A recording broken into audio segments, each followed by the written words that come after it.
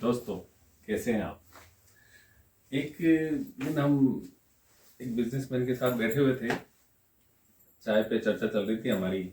तो मैंने उनसे पूछा, मैंने कहा बॉस, आप इतना रिस्क कैसे ले लेते हो और क्यों आपने अकाउंट्स, एडमिन, ऑपरेशंस और अदर स्टाफ आपने रख रखा है, इसकी क्या जरूरत है। आप पोस्टिंग बचा लो, ये डिपार्टमेंट कुछ कम कर लो।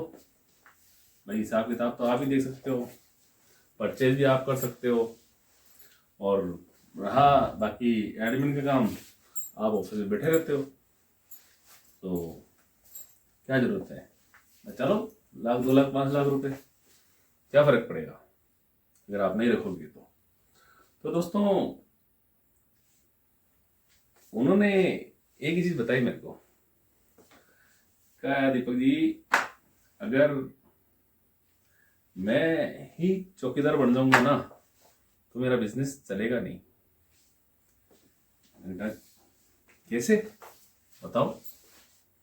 कि अगर चलो मैं डेली ऑफिस जाता हूँ और ऑफिस में बैठता हूँ, खरीदी में ही कर रहा हूँ, तो नेचुरल बात है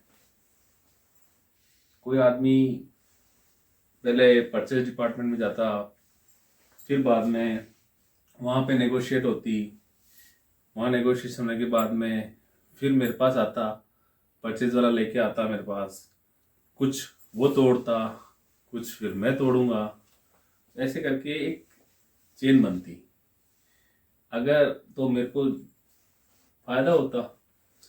अब क्या है कि अगर कोई वेंडर डायरेक्ट मेरे को ही मेरे से ही कांटेक्ट कर रहा है और मैंने परचेज वाले को बाइकआउट कर दिया, हटा दिया, तो नेचुरल बात है मैं जितना उसको काट सकता हूँ, या मैं परचेज वाले से जितने रिसोर्सेज ले सकता था कि मेरे को कोटेशन चाहिए और भी वेंडर्स बताओ, मेरे पास टाइम ही नहीं है, मैं कर ही नहीं सकता। मैंने कहा बात तो सही है, अगर आप ही चौकीदार बनते तो मुश्किल होती। और आप कहते हो कि फाइनेंस वाले को हटा दो, आप ही तो देख रहे हो सारा हिसाब किताब, आपको भी पता है बैंक के अंदर क्या आ रहा है, क्या जा रहा है, कितना आ रहा है, सब कुछ आपके पास ही है, कैश आपके पास है, सब कुछ आपके पास है, आप ही लिख रहे हो, चेक भी आप काट के दे रहे हो, पेमेंट भी आप ही कर रहे हो, बात आपकी सही है। लेकिन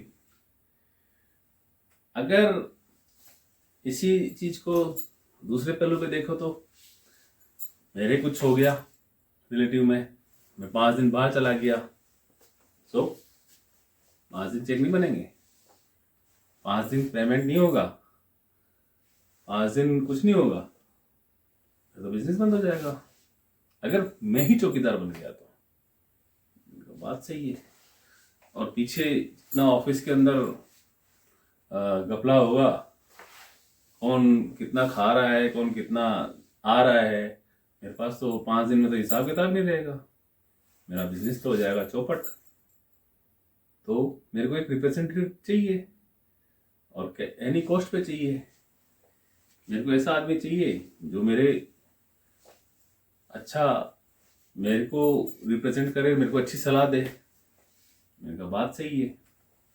फिर मैंने कहा ये ऑपरेशंस की क्या जरूरत है, जो थर्ड ये इतना एडमिन स्टाफ आपने रख रखा है, ये वो सब। फिर देखो ऐसा है कि जो डेली के काम होते हैं उसके लिए मेरे को एडमिन स्टाफ चाहिए। अगर मैं उसको नहीं रखूंगा तो सब तब मेरे को जाना पड़ेगा, नए लाइसेंस बनवाने के लिए मेरे को जाना पड़ेगा, अगर साफ सफाई के लिए मेरे को झिकझिक करनी पड़ेगी, और मेरे को एनीथिंग हर चीज के लिए मेरे को ही दौड़ना पड़ेगा। मैंने कहा बात सही है। तो दोस्तों, सीधी सी बात यह है कि अगर बिजनेसमैन ही चौकीदार बन गया तो बिजनेसमैन नहीं है, बस आए और सभी कुछ खुद को देखना है, तो फिर मतलब क्या ऐसे बिजनेस का। दोस्तों, हर डिपार्टमेंट की जरूरत होती है अपनी अपनी, आप हर डिपार्टमेंट की अपनी वैल्यू होती है। सो हर डिपार्टमेंट को आप सहेज के रखिए, प्यार से रखिए, संभाल के रखिए, क्योंकि जो आदमी एक बार चला गया वापस लाना बहुत मुश्किल है, और उसको उसकी भरपाई करना भी बहुत मुश्किल है। नया आदमी आएगा तो नेचुरल बात है कुछ ज़्यादा ही लेगा, जब कोई आदमी जाएगा वो भी ज़्यादा में जाएगा, और जो आएगा वो भी ज़्यादा में आएगा, और हो सकता है शायद वो आपको भरोसेमंद मिले नहीं मिले। सो चौकीदार बनने से कुछ नहीं होगा बॉस, यहाँ तो काम सबको बांटना ही पड़ेगा। Thank you very much.